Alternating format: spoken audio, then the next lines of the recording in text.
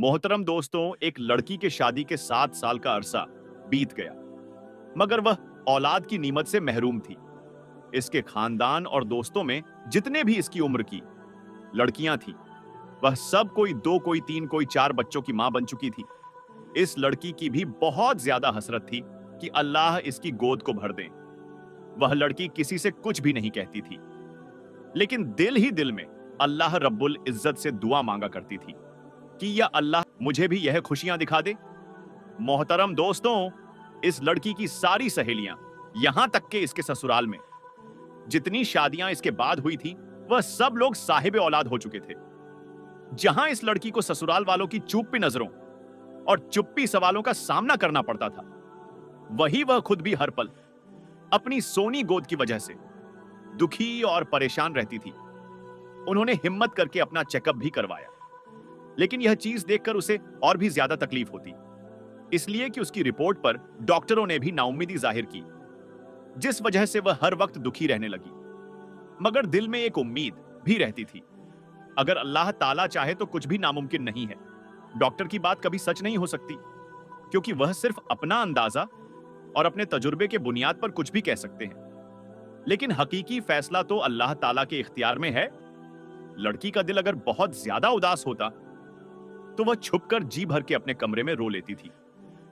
कोई भी उसकी तकलीफ को समझ नहीं पा रहा था कि वह खुद औलाद ना होने की वजह से कितनी तकलीफ और परेशानी से गुजर रही है।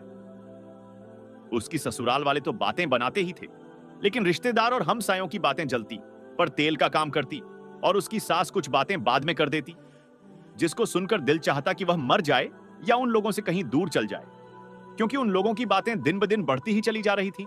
लेकिन उसको उम्मीद थी तो सिर्फ अल्लाह ताला पर। वह हर नमाज में रो रो कर सिर्फ एक ही फरियाद करने लगी कि अल्लाह ताला उसे औलाद से नवाज दे। जैसे जैसे लोगों के ताने बढ़ रहे थे, उसी तरह उसकी इबादत भी बढ़ रही थी। वह बस अल्लाह की रहमत की आस में थी कि कब उसकी दुआ कबूलियत के दर्जे पर फायज होती है। वक्त गुजरने के साथ साथ जब उसकी देवरानी के यहां तीसरे बच्चे ने जन्म लिया, तो उसकी सास के तानों में और भी शक्ति आ गई कि तू तो बांझ है, क्या मेरा बेटा बेऔलाद ही रहेगा? आखिर मेरे बेटे का कसूर क्या है? एक दिन वह अपने देवर के बच्चे को लेकर खेल रहे थे।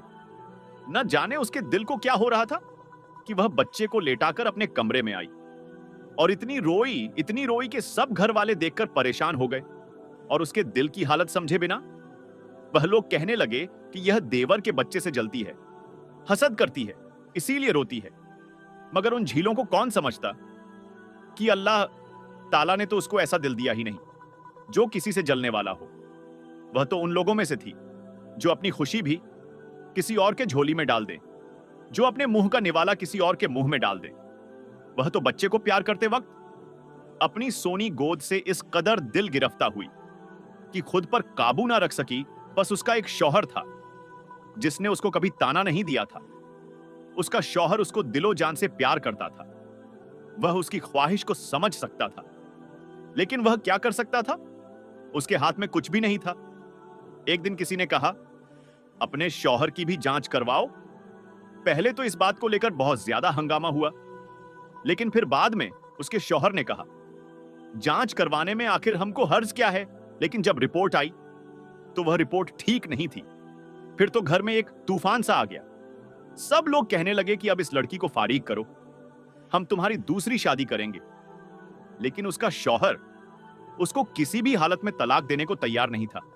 सोहर की मोहब्बत में एक जर्रा बराबर भी कोई कमी नहीं आई थी, बल्कि वह इसकी दिलजोई इस अंदाज में करता कि अल्लाह ताला को मंजूर होगा तो हमें इंशाअल्लाह औलाद जरूर होगी, और अगर अल्लाह को मंजूर ही नहीं तो हम इस पर भी अल्लाह के शुक्रगुजार हैं। उसने अपने शौहर से कहा कि आप दूसरी शादी कर लीजिए। मगर वह अपनी बीवी से बहुत ज्यादा प्यार करता था, इसलिए शौहर ने किसी भी हालत में बात नहीं मानी। एक दिन उसकी सास ने बहुत लॉन्ग टांग की, यहां तक कह दिया कि तुम चाहती ही नहीं कि हमारे घर में भी खुशियां आएं, मेरे बेटे का भी कोई वारिस हो। वह खातून सास की बातों को सुनकर बहुत ज्यादा रोने लगी। उसने वजू की और नमाज के लिए खड़ी हो गई। जब दुआ के लिए हाथ उठाई, ऐसी रिक्कत तारी हुई कि वह कुछ बोल नहीं पा रही थी। सजदे में गिरकर वह अल्लाह से फरियाद करने लगी, या अल्लाह, अगर तूने मुझे बे औलाद रखना है तो तूने मुझे दुनिया में औरत के रूप में क्यों भेजा? या अल्लाह, सारी दुनिया की डॉक्टर अपनी मर्जी से जो चाहे कहे, मुझे तो बस सिर्फ तेरा ही आसरा है। या अल्लाह, मेरी वजह से मेरे शौहर को इस तकलीफ से ना गुजार। या मेरे मौला, तू हर चीज पर कादिर है।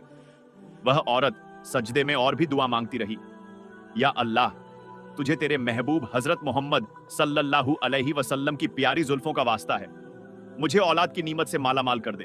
उसकी फरियाद को सुनकर कायनात की हर चीज शायद उसकी सिफारिशी बन गई और अल्लाह ताला पर उसका भरोसा जीत गया।